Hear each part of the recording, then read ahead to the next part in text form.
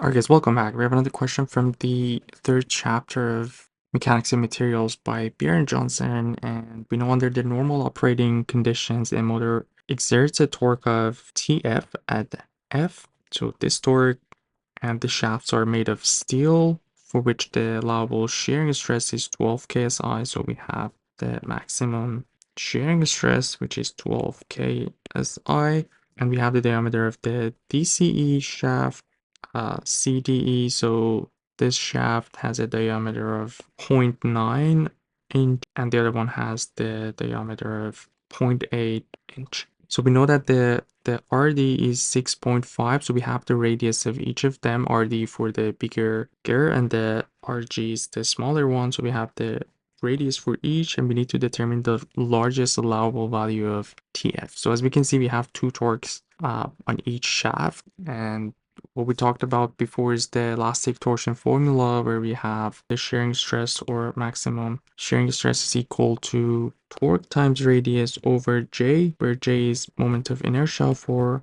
a solid shaft is going to be 1/2 of pi c to the 4. And if we just plug that in here, 1/2 of pi c to the 4, we can cancel out the c.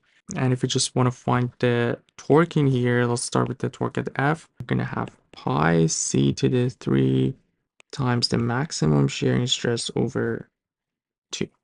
So let's just plug in the numbers in here and see what we get for the TF. So we have pi, the radius would be the radius of the shaft FGH, which we know has diameter of 0.8. We are looking for the radius, so divided by 2, 0.4 all to the power of 3 times 12 ksi divided by 2. So pi times 0.4 to the 3 times 12 divided by 2. So that's going to be, first of all, the stress that we have in ksi. So that's going to be, the force is going to be in the kips. So 1.206 kips inch. So that's one torque that we can find from the FGH part of this system, but we need to move on to the other shaft, which is the cDE shaft, and let's see what we get for that one. We have the same formula, TE, which is the torque at E over 2. We just have to plug in different numbers, P times the C. That shaft has a diameter of 0.9, so divided by 2.453. Same material, so we have the same shearing stress KSI, again divided by 2. Everything's the same as before. We just have 45 in here.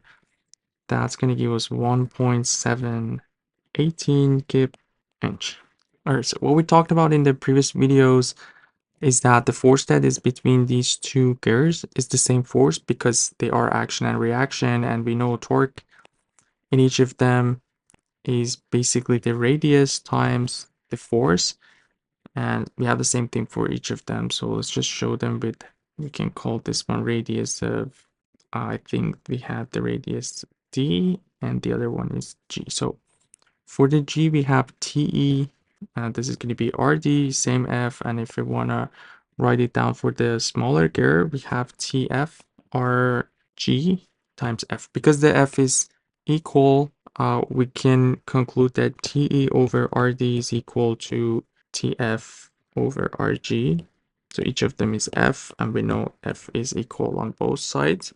Based on the TE that we found in here, we can find another TF. So the TF would be RG over RD times TE, and we have all the radius. We have the radius for each of them. So RD is 6.5, the other one is 4.5, and the torque at E was 1.718. Let's see what we're gonna get for F from this. So 4.5 divided by 6.5 times 1.718. That's going to give us 1.189 kip inch. So which one do we have to pick? Obviously, the smaller one would be allowable for us, because if we pass that torque if you get back to this formula, it's going to be more than the maximum shearing stress that the system can tolerate. So we ended up with 1.189 and 1.206, but this won't be acceptable for us because in order to stay safe in the system, we need to pick the smaller f.